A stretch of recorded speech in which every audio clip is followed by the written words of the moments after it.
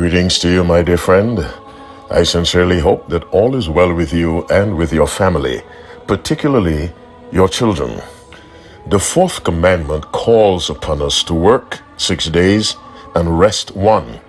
And that day of rest lies between Friday and Sunday. It is Saturday, the seventh day. This lifestyle required by God is based on the Creator's conduct. For he worked 6 days and rested one. We are informed of this in Genesis chapter 1 and chapter 2, verses 1 to 3. But from what precisely did the Creator rest? If we can identify that, we will learn a lesson that is very, very precious, and that's my desire in this audio to present this lesson to you. The Bible tells us in Psalm 33, verse 6, "By the word of the Lord were the heavens made, and all the host of them by the breath of his mouth." Verse 9 tells us, "For he spake, and it was done.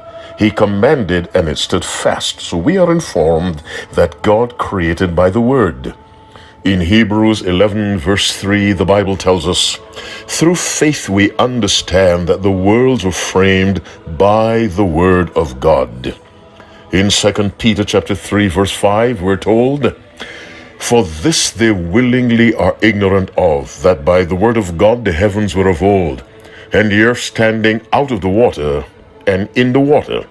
Psalm 33, 6 and 9. Hebrews 11:3. 2 Peter 3:5. You may add Psalm 148, verses 1, 2, and 5. Isaiah 45, verse 12. They all tell us that creation was done by the word of God. Which means, when God rested from creation, listen carefully now, he rested from speaking.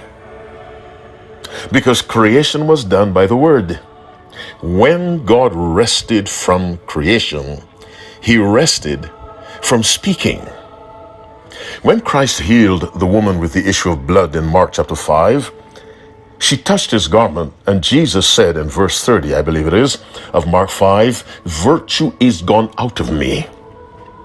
Now, Christ did not speak on that occasion, but nonetheless, if he had spoken, the same power would have healed the woman. Virtue, and the Greek word for virtue is dunamis, which means power. And from dunamis, we get the word dynamic, and we get dynamite.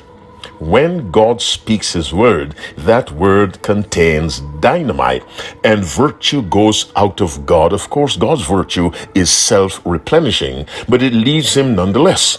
And so when God rested, he rested from speaking.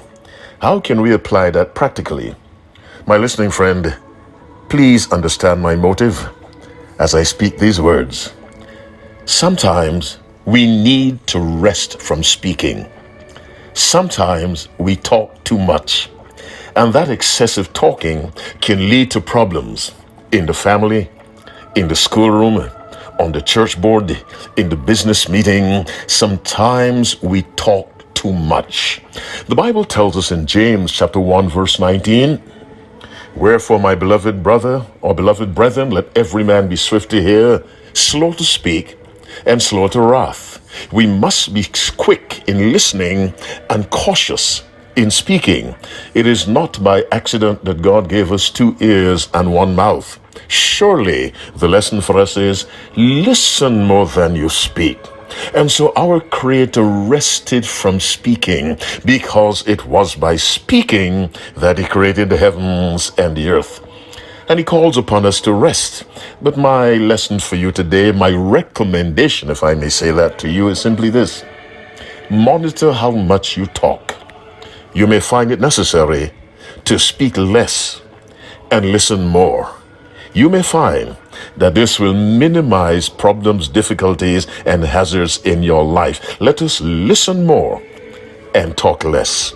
As you keep the Sabbath holy, the day on which God rested from the speaking activity of creation, may you see the wisdom in listening more than you speak.